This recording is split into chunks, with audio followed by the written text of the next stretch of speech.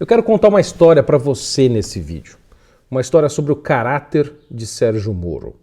Uma história que vai além dessas discussões pequenas do dia a dia que estão sendo feitas sobre o Sérgio Moro e falar realmente sobre as suas ideias. Como é que a gente conhece um homem? A gente conhece um homem principalmente vendo contra o que ele luta e a favor do que ele luta. Quais são os valores que essa pessoa defende. E eu quero nesse vídeo falar sobre isso, a respeito do Sérgio Moro, o homem que se diz aí o paladino da justiça e que tem sido considerado por muita gente como o novo símbolo da direita brasileira, o novo símbolo do conservadorismo, o homem que vai ser aí presidente em 2022.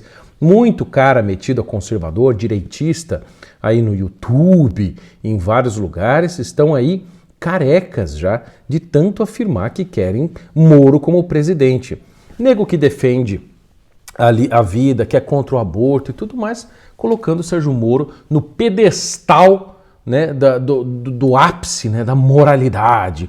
Um homem que é assim incontestável, é o herói nacional. Pois é, meus caros, eu quero simplesmente colocar para vocês uma coisa assim, simplesmente ridícula antes de falar de dois pontos sérios sobre os valores que Sérgio Moro defende. Eu quero falar com vocês a respeito do depoimento que ele foi fazer na Polícia Federal. Muita gente tinha dito, não, veja bem, o Moro vai lá entregar 15 meses de conversa para a Polícia Federal. Mentira.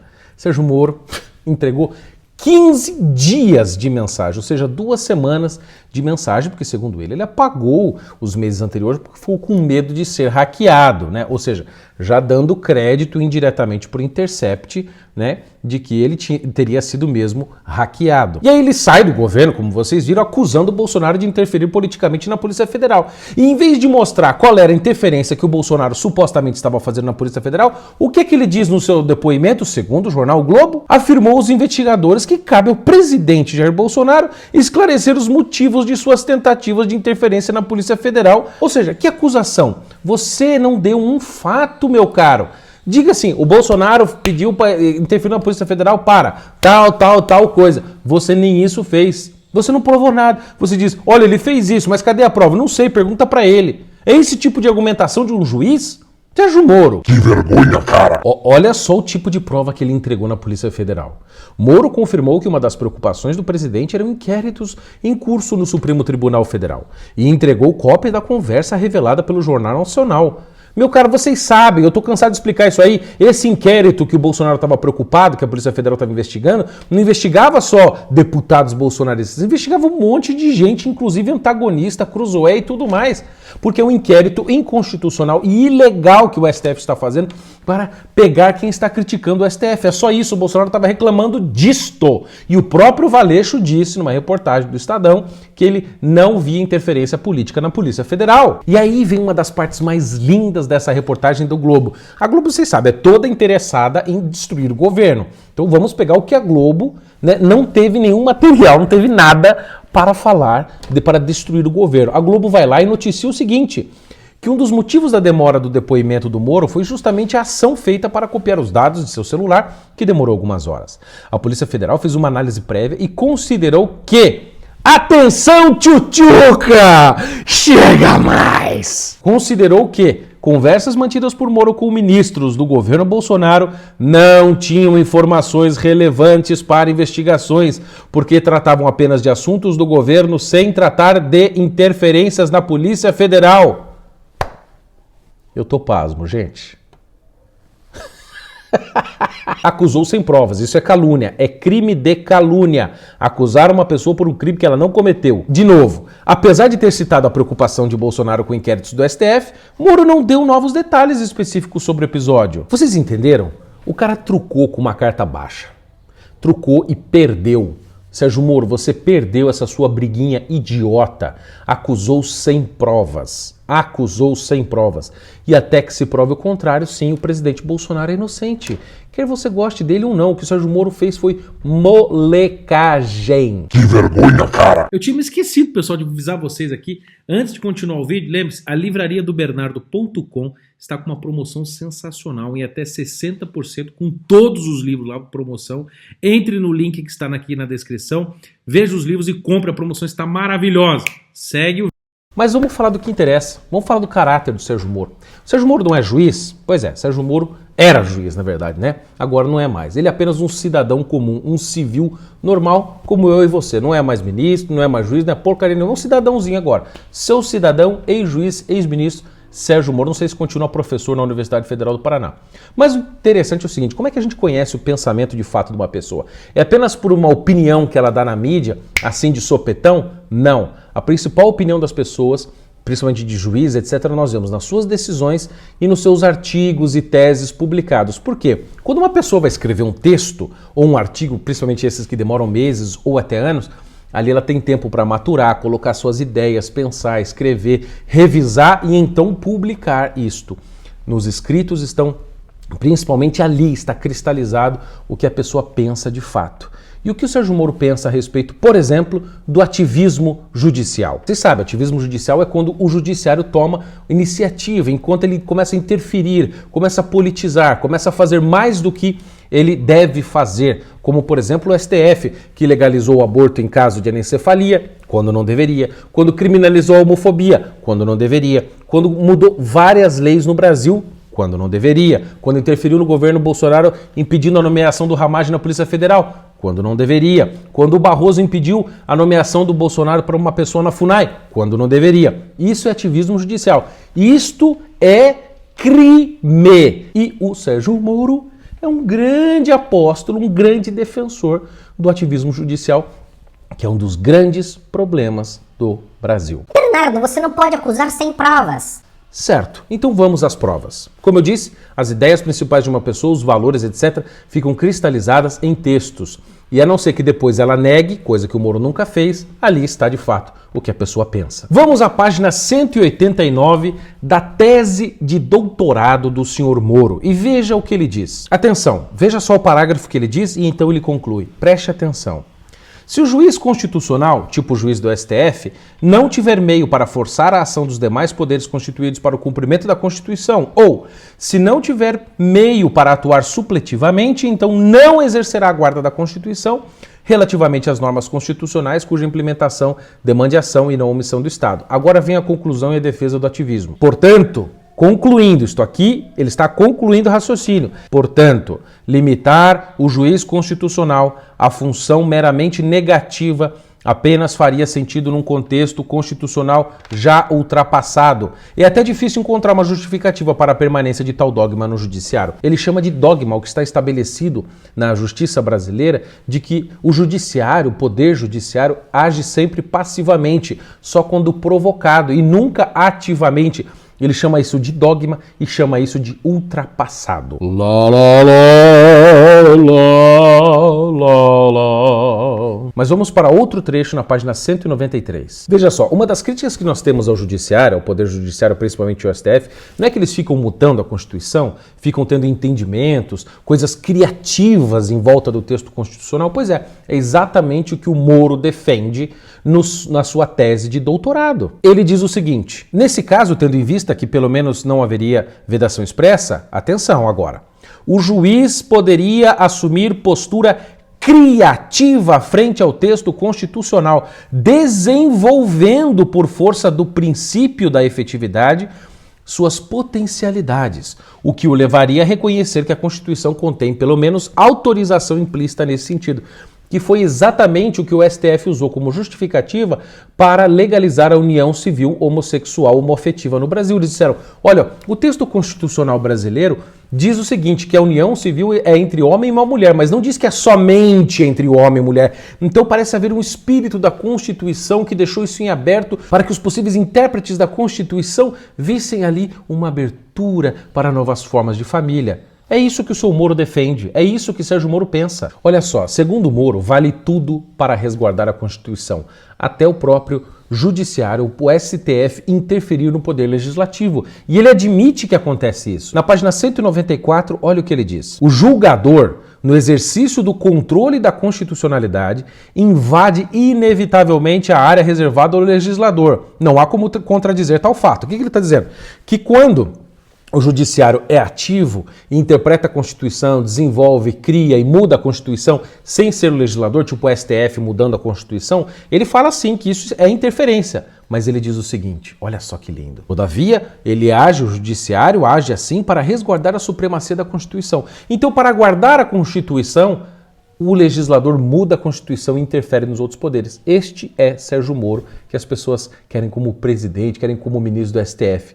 O homem que quer agir como Barroso, como Fux, como qualquer um desses legisladores que está lá. Outro trecho da sua tese que sustenta o ativismo judicial, e é importante a gente colocar várias citações para não dizer que foi uma ou duas fora do contexto, aqui ele coloca uma questão de dever e não de ser. Ele não diz como é o judiciário, mas diz ainda como deve ser, que o judiciário deve ser ainda mais ativo. Diz ele, construções doutrinárias, como o dogma da vedação da atuação do juiz como legislador positivo, não deveriam ser opostas à vontade da Constituição, de rompimento da inércia do poder político em relação ao cumprimento de suas normas. Ou seja, como a Constituição brasileira coloca certos deveres e certos direitos, é dever também do judiciário agir e fazer valer a Constituição quando o poder político, segundo o judiciário, é assim inerte, não está fazendo nada, que é exatamente o mesmo argumento que o juiz do STF, o ministro Luiz Roberto Barroso, usa para o ativismo judicial. O judiciário, a meu ver, tem contribuído para o avanço social diante de um momento de um certo imobilismo do poder legislativo, diante de um momento de um certo imobilismo do poder legislativo. Luiz Roberto Barroso e Moro pensam exatamente da mesma maneira. E também em um outro texto, num artigo que ele publicou em 2001, que ele também nunca negou esse artigo, ele fala e tece elogios à Corte de Warren, nos Estados Unidos, que foi a época da Suprema Corte nos Estados Unidos que estabeleceu e criou um modelo de ativismo judicial que é usado em várias cortes do mundo, inclusive no Brasil. E no seu texto ele diz o seguinte sobre essa corte ativista judicial que quer que o Poder Judiciário interfira nas leis e mexa e seja ativo, descumprindo esse preceito, esse dogma verdadeiro de que o Poder Judiciário só deve agir quando for provocado. Olha o que ele diz. A Corte de Warren prova, todavia, que algum ativismo judicial pode mostrar-se benéfico, contribuindo não para o enfraquecimento da jurisdição constitucional e da democracia, mas para o seu próprio fortalecimento. Então é bom, segundo Moro, já em 2 textos, são 5 citações aqui dele, dizendo que é bom o ativismo judicial, que ajuda a fortalecer a democracia. Parabéns, seu Moro. Grande ministro do STF você daria, hein? Grande presidente. Que vergonha, cara. O pior é o seguinte, que nesse mesmo artigo de 2001, ele, que veio antes da sua tese de doutorado, ele fala que o ativismo judicial é ruim quando é conservador. Quando é um ativismo conservador, aí é ruim. Veja só o que ele diz, eu vou explicar para você o trecho. Destacou-se nesse período por seu ativismo judicial conservador. Invalidou sistematicamente, com base no princípio da razoabilidade, guiada pelo liberalismo econômico, então predominante, as nascentes leis de intervenção do domínio econômico, inclusive as que protegiam os trabalhadores, dizendo o seguinte, o que ele quis dizer nesse trecho? Que o ativismo judicial conservador na Suprema Corte dos Estados Unidos foi ruim, porque ela abriu a economia, porque ela, segundo ele, foi guiada pela liberdade econômica e tirou direitos dos trabalhadores. Parece cara do PSOL falando. Você percebe como o juiz Sérgio Moro foi um bom juiz, fez um monte de coisa boa pelo país na época da Lava Jato, etc. Mas a cabeça dele, no fundo, se virasse ministro do STF, a coisa ia complicar para o nosso lado. Mas tá, vamos falar de outro assunto. O ativismo judicial já está mais que demonstrado. Moro é um ativista judicial e ponto, até que se prove o contrário. Sua tese de doutorado e seu artigo demonstram isso e o fato dele nunca ter negado isso e também nunca ter criticado o ativismo judicial do STF. Veja, então agora vamos para o segundo ponto, que é a questão do aborto. O Moro, sim, defende o aborto, defende a interrupção voluntária da gravidez. Isso também está lá em sua tese de doutorado. Essa tese também é corroborada, é sustentada pelo fato de que logo no início do seu governo, o Moro nomeou ali para o Conselho Nacional de Política Criminal e Penitenciária a senhora Ilona Zabó, que é uma das diretoras do Instituto Igarapé, que é uma ONG financiada pelo Jorge Soros, etc. E esta mulher, sim, é uma defensora do aborto e também desarmamentista. O Moro colocou essa pessoa lá. E se não fosse a pressão popular da base, o povão mesmo, essa mulher teria ficado lá dentro do Ministério da Justiça por indicação do Moro. Mas aonde está que Moro defende a interrupção da gravidez, a interrupção voluntária da gravidez, ou seja, o aborto, o assassinato de crianças inocentes. Aonde está? Na página 44 da sua tese de doutorado, Sérgio Moro está discutindo ali a decisão da Suprema Corte Americana de legalizar o aborto, aquele caso que ficou famoso do Roe versus Wade. É um caso emblemático e cheio de imbrólios e mentiras e enganos e manipulações que também, obviamente, o Sérgio Moro aqui não sequer menciona esse negócio, né? Mas tudo bem. Mas veja só o que ele diz na conclusão da sua análise sobre a legalização do aborto e o ativismo judicial. Ele diz o seguinte: não é objetivo desse trabalho a crítica aprofundada sobre a decisão, embora diga-se em seu favor, em favor de quem? Em favor da decisão que legalizou o aborto nos Estados Unidos, hein? Presta atenção. Diga-se em favor do aborto que, de certa forma, representa uma solução intermediária para a questão do aborto, satisfazendo em parte as duas correntes absolutamente opostas sobre o tema, o que não deixa de ser razoável em vista de um provável consenso sobre ele. O que ele está dizendo é o seguinte, que a decisão de legalizar o aborto em qualquer caso nos Estados Unidos, satisfaz os dois lados opostos. O lado que quer defender a vida totalmente e o lado que quer que a mulher tenha o direito de abortar o seu filho quando ela quiser. Como que essa decisão concilia as duas coisas? Isso porque ele faz uma macumba, né, argumentativa, faz uma ginástica mental, usando argumentos de Ronald Dworkin e também de John Ross. Né? Esse é outra história. Mas é o seguinte, a argumentação é idiota. De qualquer modo, o aborto passou. E aqui ele aprovou. Ele disse que essa é uma decisão bacana. Ele disse que é uma decisão correta, que foi perfeita. Você conciliar as coisas para deixar as mulheres abortar. Olha que lindo.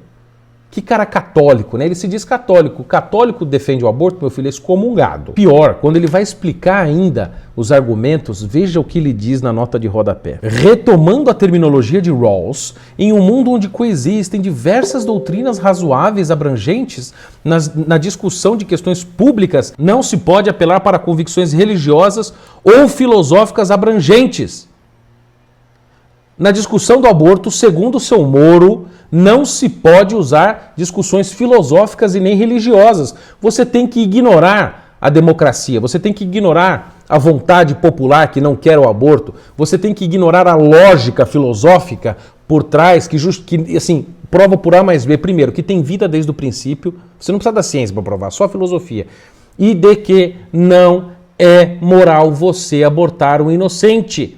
E o Moro não, ele acha que questões filosóficas, questões religiosas têm que ficar fora, porque ele é um positivista, ele é um gostosão, a gente só pode usar a razão. Usar a razão sem filosofia, seu Moro, é só uma besta como você. Mas é o seguinte, né, por que eu tô falando esse negócio da moral do Moro, né? A moral do Moro, veja só, ele é favorável a punir corruptos, prender ladrões, pessoas que traficam drogas, que maravilha. Agora, ele é favorável que mulheres decidam matar crianças inocentes. Ou seja, ele quer prender o ladrão, quer prender o traficante, mas quer deixar solto assassinos de bebês.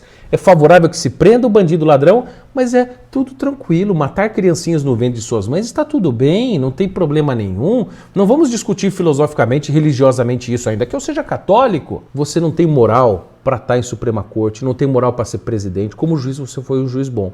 De resto, meu filho, fora, fique na vida civil, vai trabalhar no instituto da sua esposa e não encha o saco. Eu quero ver agora conservador, metido a direitista, youtuber, pessoalzinho aí, defender o Moro, que defende o aborto, fala que questões religiosas e filosóficas não devem entrar nessa questão, é um ativista judicial. Eu quero ver agora quem vai ser macho. E mesmo a esposa do Sérgio Moro, a senhora Rosângela Moro, também defende o aborto. Veja o que ela disse numa entrevista à revista Cláudia. Considera um aborto interromper a gravidez em caso de Zika? Concordo com a decisão do Supremo. O aborto deve ser possível até o 3º mês. Gente, com abortista não tem conversa. Uma pessoa que é capaz de defender o assassinato de criança inocente no ventre das suas mães é capaz de defender qualquer coisa. Com gente abortista, eu quero, distância. E você também tem que querer distância de gente assim. Vocês entenderam, meus caros? Esse é o caráter de Sérgio Moro. Como eu disse, foi um juiz muito bom na Lava Jato, foi corajoso, ajudou a desmoralizar o PT, prender corruptos, etc. Como ministro, teve várias ações boas, outras duvidáveis, principalmente por omissão, mas agora como político, vergonhoso, pífio sem qualquer estratégia, fraco, mentiroso e deprimente. Deprimente. Sérgio Moro, meu filho, você saiu da história para entrar na escória.